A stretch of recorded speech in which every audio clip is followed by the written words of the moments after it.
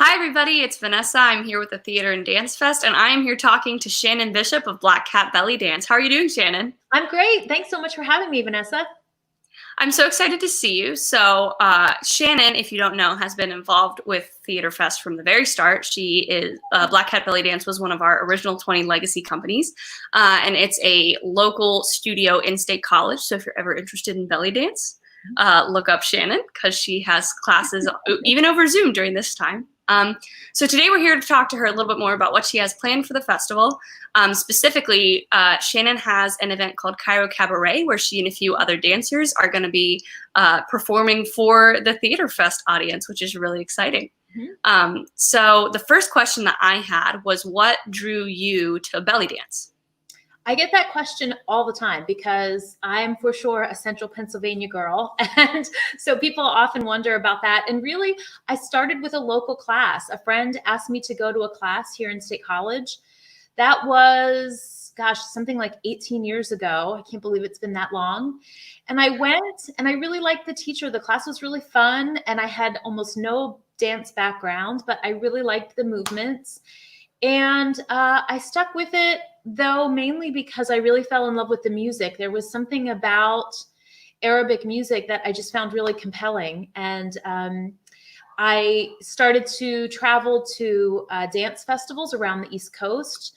Maybe people are surprised that there are lots and lots of belly dance festivals all over the country, all over the world, but there's a lot, even just within driving distance of here. So I just got really immersed in the music. I met a lot of other dancers.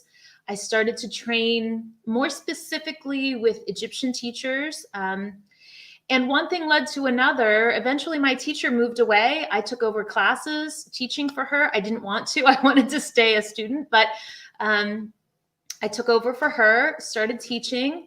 I started teaching classes here in State College in 2006. So it's been about 15 years that I've been teaching.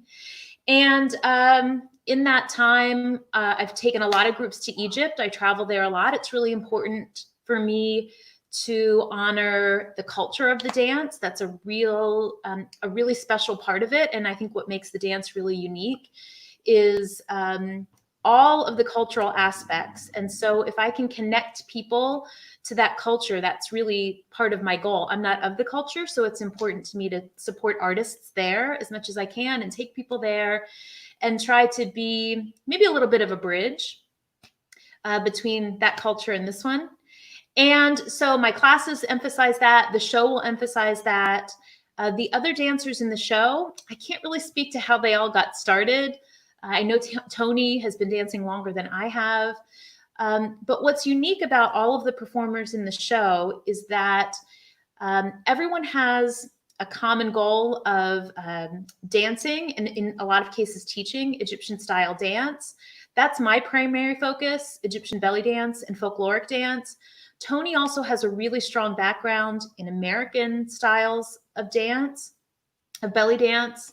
Kusama does a wide range of different types of styles.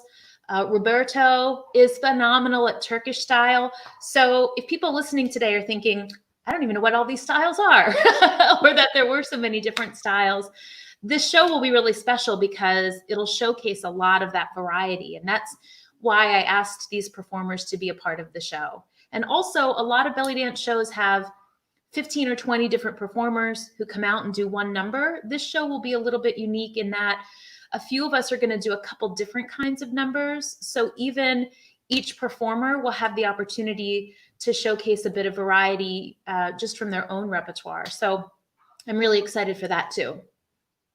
That's awesome. So you, like, all four of you kind of have not your own approach, but you kind of know the different styles of it and, you know, fall all under, I guess what you would call that big umbrella that you call belly dance, right? Exactly. Yes. So belly dance is the umbrella. It's a silly term, but it's the one that I use because everybody knows kind of what that means. I'll also do a bit of Egyptian folklore in the show too, which will be a little bit different.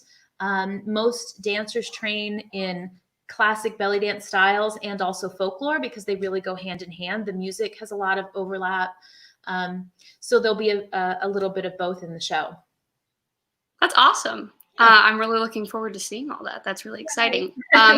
So the second thing that I wanted to know was, for you, when you like have a performance, obviously you know a ton about belly dance. So do you tend to like plan ahead and choreograph your moves, or do you more like to improvise and just like go with the music and do what feels good? Well, I would say that quintessential Egyptian dance is really meant to be improvised. And really, if I was dancing with a live band in Egypt tonight, the band would be improvising as well. So they would be playing a song that maybe they've played 100 times, but they would want each time that they play it to be a little bit different. And as a dancer, that's my goal too. There's no perfect way to do every movement. There's no perfect way to perform to a certain song. There's value in same but different, and always bringing a unique perspective to the dance. So when I perform as a soloist, I would say 95% of the time I'm improvising. If I have a really big show in front of a lot of my dance peers or my teachers, maybe I'll choreograph to take a little bit of the pressure off, but really Egyptian dance is meant to be improvised in the moment. And so that's really most of what I do. You know, I dance at the Greek, a restaurant here in State College, most weekends. And I mean, if I tried to do choreographies while I'm dancing and entertaining, it would be impossible. Another thing about Egyptian dance is that it's meant to have a really strong connection with the audience. And that's why it's usually performed in venues like restaurants and cabarets where you can connect with the people in the audience.